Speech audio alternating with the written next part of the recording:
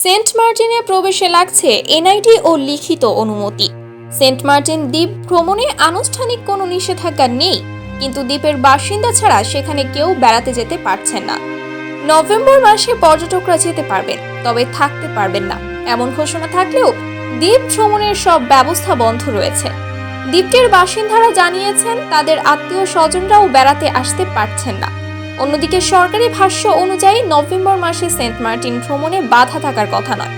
এদিকে যাতায়াতের জন্য এখনো সেন্ট মার্টিন রুটে পর্যটকবাহী একটিও জাহাজ চলাচল শুরু হয়নি। স্পিডবোট চলাচলও বন্ধ। গত বছর জানুয়ারিতে মিয়ানমারের রাখাইনে সংঘাতের কারণে বন্ধ হয় টেকনাফ রুট।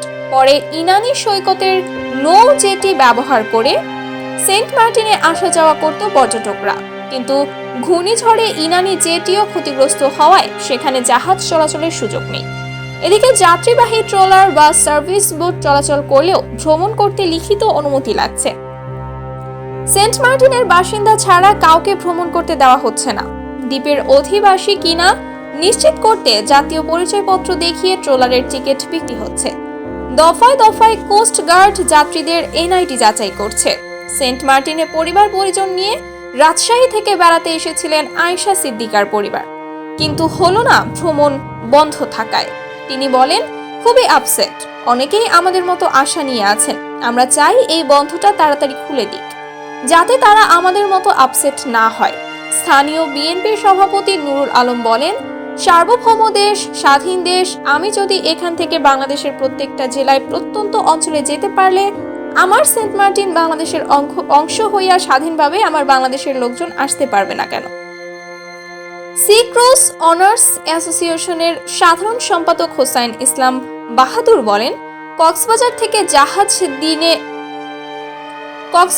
জাহাজ দিনে গিয়ে ফেরা সম্ভব নয়।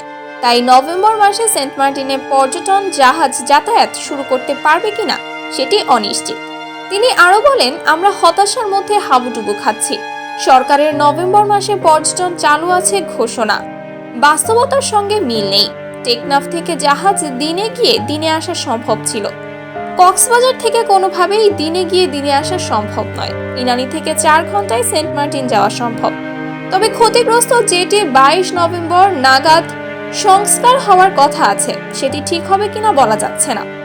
রিসোর্টের ব্যবসায়ী মোহাম্মদ জসিম বলেন, সেন্ট মার্টিনে দ্বীপের 10,000 মানুষের জীবন ও জীবিকা এবং পরিবেশ দুটোই সমান গুরুত্বপূর্ণ দিয়ে পদক্ষেপ নিতে হবে।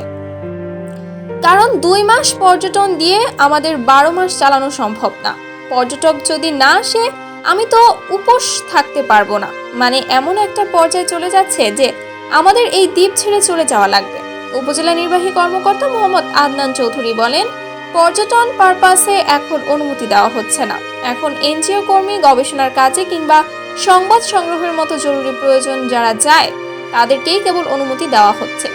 সেন্ট মার্টিনে কোস্টগার্ডের station commander SM. Rashad Haider বলেন, নিরাপত্তার বিষয়টিকে বিবেচনায় রেখে সরকারের নির্দেশনা অনুযায়ী পদক্ষেপ নেওয়া হচ্ছে।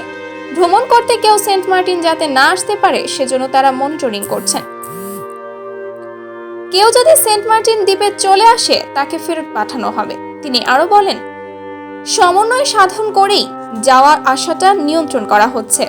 এখানে যাদের অনুমতি আছে তাদের আসতে আসলে কোনো বাধা নেই, বাট ভ্রমণটা যেহেতু এখনো নিষিদ্ধ, ভ্রমণ শুরু হলে ওনারাও আসতে পারবেন।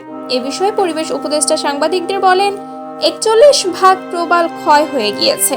এটা হচ্ছে জাতীয় পরিসংখ্যান। আন্তর্জাতিক সকল গ্রহণযোগ্য জার্নালে বলা হচ্ছে, এভাবে চলতে থাকলে 2045 সালের মধ্যে সকল কোরাল ক্ষয় হয়ে সেন্ট মার্টিন দ্বীপটা ডুবে যাবে। তখন তাহলে পর্যটনরা থাকবে কোথায়? তিনি আরো বলেন, সেন্ট মার্টিনটা বাঁচাবো, একই সঙ্গে পর্যটনটাও বাঁচাতে হবে। পর্যটনটা আমরা কিন্তু নিষেধ করিনি।